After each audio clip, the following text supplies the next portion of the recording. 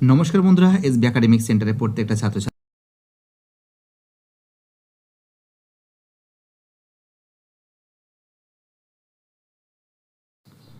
তো দেখতে পাচ্ছ আজকে আমি তোমাদের দশম শ্রেণীর ইতিহাস সলভ করাচ্ছি।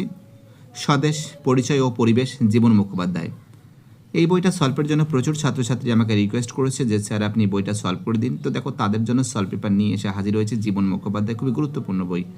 তো দেখো নিউ আপডেট বই আছে, সম্পূর্ণ পরিমার্জনায় একদম দেখতে পাচ্ছ। দেখো এই দেখো 2026 সাল, দেখেছো 2026 সাল জানুয়ারি 2026। তো দেখো আজকে আমি তোমাদের জীবন মুখোপাধ্যায়টা সলভ করেছি। দেখো যারা ভিডিওটা দেখছো প্লিজ চ্যানেলটাকে সাবস্ক্রাইব করো, সমস্ত বন্ধুদের মধ্যে শেয়ার করো।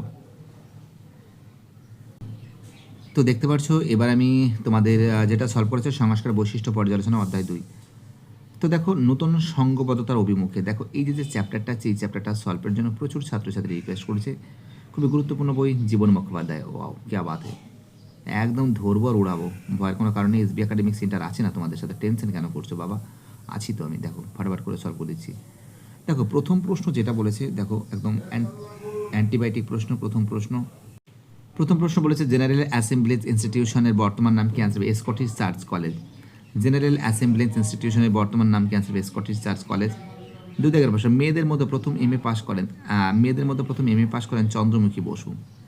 মেয়েদের মধ্যে প্রথম এমএ পাস করেন কি? অ্যান্সার হবে চন্দ্রমুখী বসু। চলো আমাদের পরের প্রশ্ন দেখা যাক। 3 প্রশ্ন কি বলেছে দেখে নাও। 3 প্রশ্ন বলেছে বামাবদিনী পত্রিকার সম্পাদক ছিলেন। দেখো এই আর একটা ইম্পর্টেন্ট কোশ্চেন। দেখো বামাবদিনী পত্রিকার সম্পাদক ছিলেন কে? উমেশচন্দ্র দত্ত। বামাবদিনী পত্রিকার সম্পাদক কে ছিলেন? উমেশচন্দ্র দত্ত। তোমরা জানো বামা শব্দের অর্থ কী? বামাবদিনী পত্রিকার সম্পাদক কে ছিলেন? তোমরা জানো বামাবদিনী পত্রিকার সম্পাদক ছিলেন উমেশচন্দ্র দত্ত। এবং বামা শব্দের অর্থ কী? বামা শব্দের অর্থ হলো সমগ্র নারী। বামা শব্দের অর্থ কী? বামা শব্দের অর্থ হলো সমগ্র নারী। ঠিক আছে। 4 প্রশ্ন কি বলেছে? 4 প্রশ্ন বলেছে যে সাধারণ জনশিক্ষা কমিটি গঠিত হয়। দেখো সাধারণ জনশিক্ষা কমিটি গঠিত হয় 1823 সালে। সাধারণ জনশিক্ষা কমিটি গঠিত হয় কত সালে? সাধারণ জনশিক্ষা কমিটি গঠিত হয় 1823 সালে। চলো আমাদের পরের প্রশ্ন কি বলেছে? 5 প্রশ্ন দেখে নাও। 5 প্রশ্ন বলেছে নীলদর্পণ নাটকের ইংরেজিতে অনুবাদের প্রকাশক ছিলেন। দেখো নীলদর্পণ নাটক ইংরেজি অনুবাদের প্রকাশক ছিলেন মাইকেল মধুসূদন দত্ত। মাথায় রাখবেন নীলদর্পণ নাটকটা লিখেছেন কিন্তু দীনবন্ধু মিত্র। ঠিক আছে। এবং যেটা ইংরেজিতে যেটা অনুবাদের প্রকাশক ছিলেন মাইকেল মধুসূদন দত্ত। 6 প্রশ্ন সতীদাহ প্রথা রদ হয়। দেখো সতীদাহ প্রথা রদ হয় কিন্তু 1829 সালে। এবং তোমরা জানো 17 নম্বর রেগুলেটিং অ্যাক্টের মাধ্যমে এই সতীদাহ প্রথা রদ করেছিল আমাদের রাজা রামমোহন রায় লর্ড উইলিয়াম বেন্টিকের সহায়তায়। কিন্তু এই সতীদাহ প্রথা রদ করেছিল 17 নম্বর রেগুলেটিং অ্যাক্টের মাধ্যমে। কত নম্বর রেগুলেটিং অ্যাক্টের মাধ্যমে? 17 নম্বর রেগুলেটিং অ্যাক্টের মাধ্যমে। চলো আমাদের পরের প্রশ্ন 7 প্রশ্ন কি বলেছে? 7 প্রশ্ন বলেছে গ্রামবার্তা প্রকাশিত হয়। তোমরা জানো গ্রামবার্তা প্রকাশিত হয় কুষ্টিয়া থেকে। গ্রামবার্তা প্রকাশিত হয় কোথা থেকে? কুষ্টিয়া থেকে। খুব ইম্পর্টেন্ট কোশ্চেন, খুবই ভাইটাল কোশ্চেন। এবার দেখো শূন্যস্থান পূরণ করো। শূন্যস্থান যে পূরণ করব, ড্যাশ খ্রিস্টাব্দের 7 ডিসেম্বর বাংলায় প্রথম বিধবা বিবাহ প্রতিষ্ঠিত হয় বা চালু হয় 1856 সালে। 1856 খ্রিস্টাব্দে বাংলার প্রথম বিধবা বিবাহ অনুষ্ঠিত হয় 1856 সালে। 2 প্রশ্ন আরবি ফার্সি ও মুসলিম আইন চর্চার উদ্দেশ্যে ওয়ারেন হেস্টিংস 1781 খ্রিস্টাব্দে কলকাতা মাদ্রাসা প্রতিষ্ঠা করেন। কে করেন? কলকাতা মাদ্রাসা। অর্থাৎ আরবি ফার্সি মুসলিম আইন চর্চায় উদ্দেশ্যে ওয়ারেন হেস্টিংস 1781 খ্রিস্টাব্দে কলকাতা মাদ্রাসা প্রতিষ্ঠা করেন। চলো এটা হয়ে গেছে। আমাদের পরের প্রশ্ন 3 প্রশ্ন। দেখো 3 হয়ে গেছে। 4 প্রশ্ন কলকাতা মাদ্রাসা আই থিঙ্ক 3 ছিল, দেখি তো। হ্যাঁ,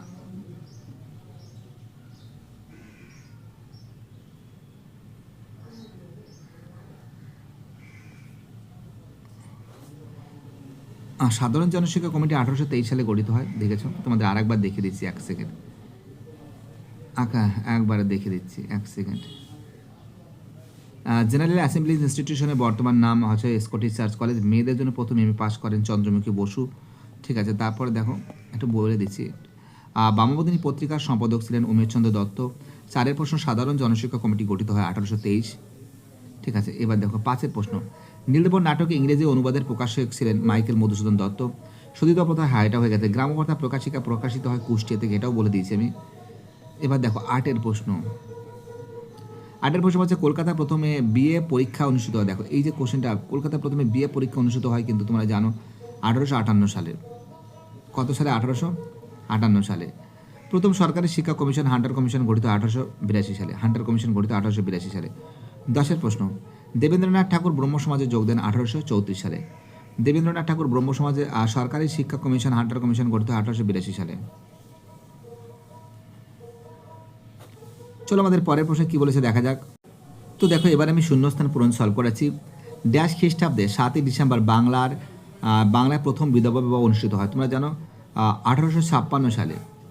1856 খ্রিস্টাব্দে 7ই ডিসেম্বর বাংলায় প্রথম বিধবা বিবাহ অনুষ্ঠিত হয়।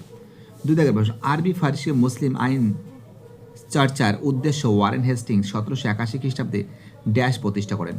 আরবি ফার্সি মুসলিম আইন চর্চার উদ্দেশ্য ওয়ারেন হেস্টিংস 1781 খ্রিস্টাব্দে কলকাতা মাদ্রাসা প্রতিষ্ঠা করেন। কে করেন?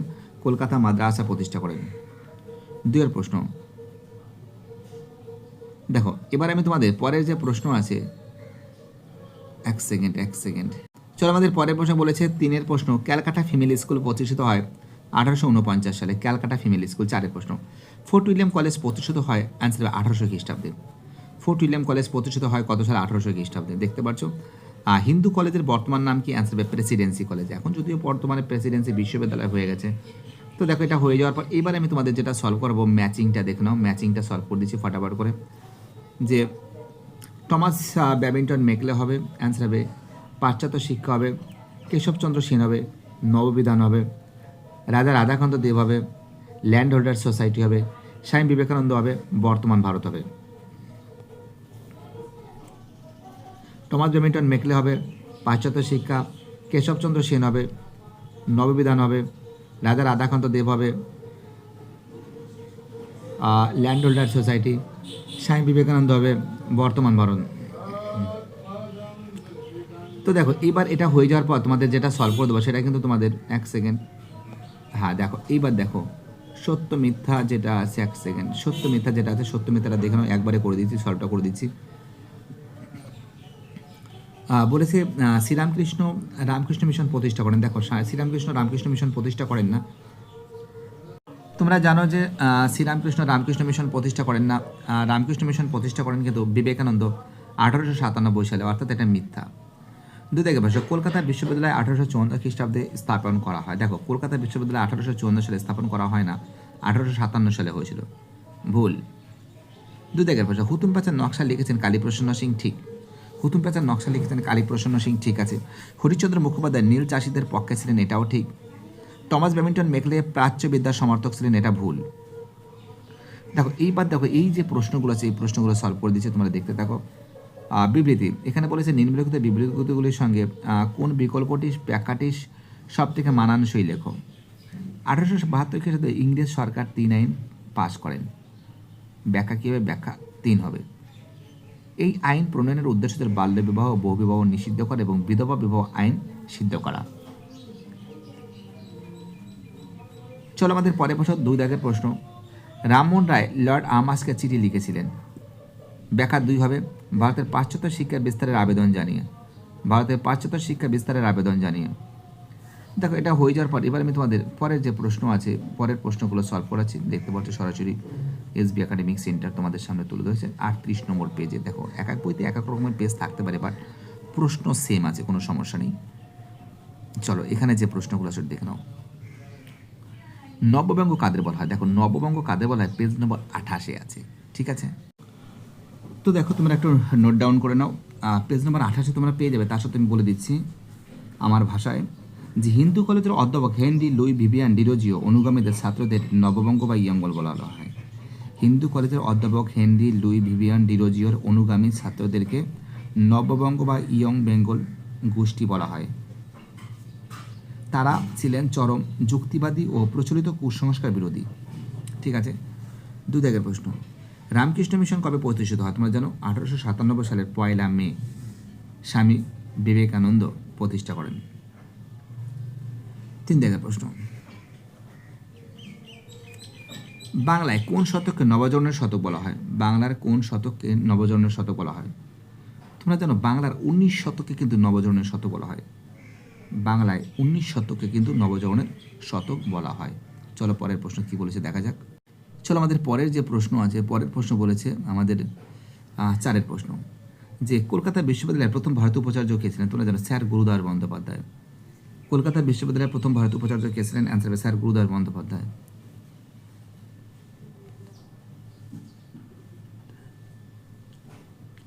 কলকাতা বিশ্ববিদ্যালয়ের প্রথম ভারতীয় উপাচার্য কে ছিলেন? অ্যান্সার হবে স্যার গুরুদাস বন্দ্যোপাধ্যায়।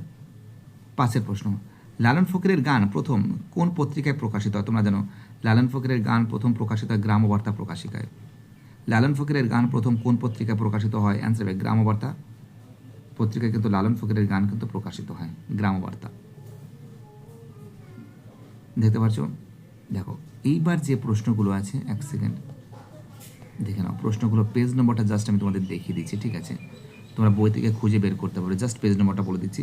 এটা এক দাগের প্রশ্ন পেজ 19, সেটা 26 নম্বর পেজে, এটা 22 নম্বর পেজে, এটা 31 নম্বর পেজে, এটা 19 থেকে 20 নম্বর পেজে, এটা 28 থেকে 29 নম্বর পেজে, এটা 24 নম্বর পেজে, এটা 20 নম্বর পেজে পাবে, এটা 31 নম্বর পেজে, এটা 20 নম্বর পেজে, ঠিক আছে? সব পেজ দেখবে পেয়ে যাবে।